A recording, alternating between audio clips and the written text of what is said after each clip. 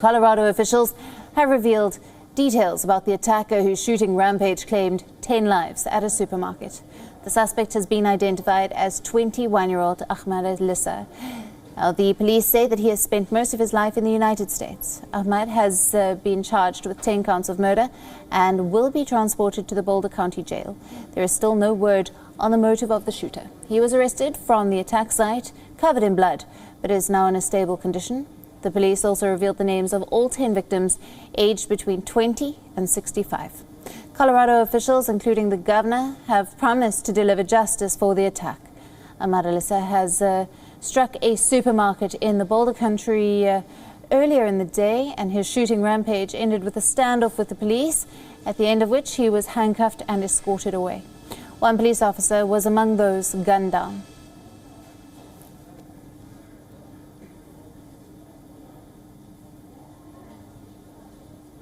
Now, we are being joined by our correspondent Susantahrani from New York for more on this story. Good evening to you, Susan. Now, Ahmad Alissa has been identified as the 21-year-old suspect in this massacre at the King Soopers supermarket in Colorado.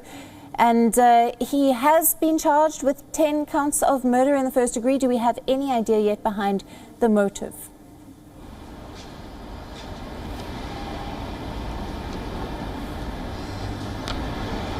We don't, and it was very noteworthy, Allison, that the police chief and investigators and officials in Colorado were very keen to note that the motives are not known at this point. We should not be reaching any conclusions, and at one point said that this investigation, widespread investigation, will likely take as long as a year, although we may know the motives sooner, but there will be wider implications and wider issues that need to be taken in consideration, which leads one to wonder whether these officials know more than they are sharing at this point, and whether there are more questions than answers that they need to find out before sharing with the public. But what we do know is, as you mentioned, he's already been charged with 10 counts of first-degree murder. Later on today,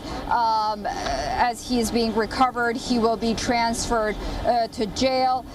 He will have affidavit and warrants for his arrest issued for him and then transferred, and then the process will continue.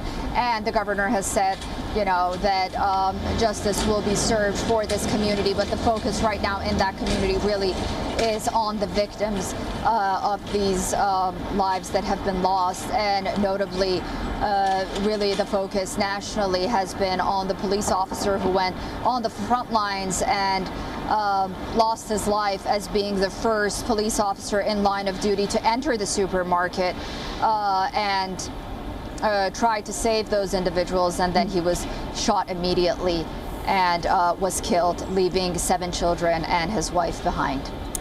Tragic indeed. Now, we know, Susan, that President Biden has been briefed with the latest details of the situation. Do we know if he'll be expected to hold any kind of press conference on this, on the latest?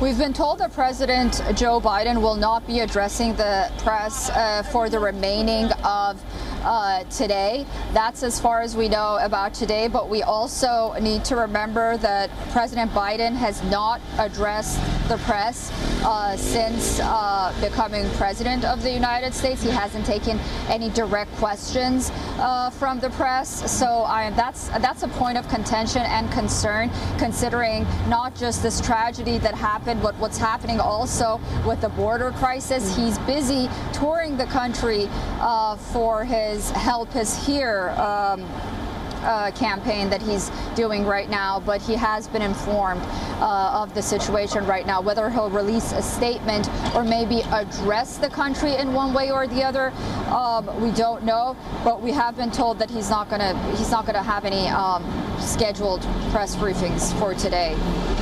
And this is yet another instance of gun violence in the U.S. This is surely going to be bringing up controversial debate about tougher gun laws in the country.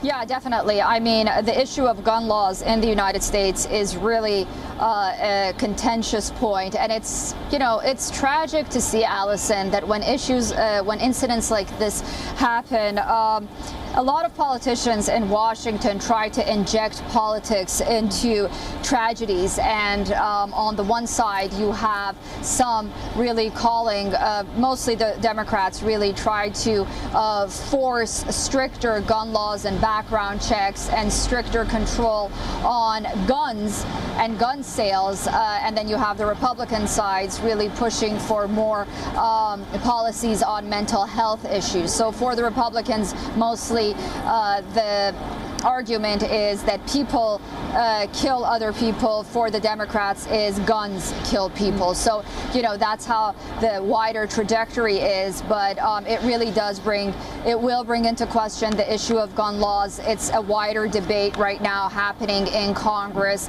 as Congress tried to pass 2 bills regarding gun control, and they say now it's the Senate's fault that we have these tragedies, and then that led to a discussion this morning that the Senate should just go ahead and remove the filibuster so the Democrats can just go ahead and pass these gun laws, or else more American lives will be lost. I mean, if that's not injecting politics into tragedy, I don't know what is. But on the other hand, you know, you have the majority of Americans really arguing that, you know, the right to bear arms is embedded in the Constitution. We must pay more attention to post-lockdown mental health issues and really treat these incidents as individual issues and get to the bottom of what really causes, you know, incidents like this to unfortunately continue happening. So a very partisan issue, but a tragedy nonetheless. Absolutely. Susan, thanks for bringing us all the latest details in that tragic story coming out of the US today. WION, now available in your country. Download the app now. Get all the news on the move.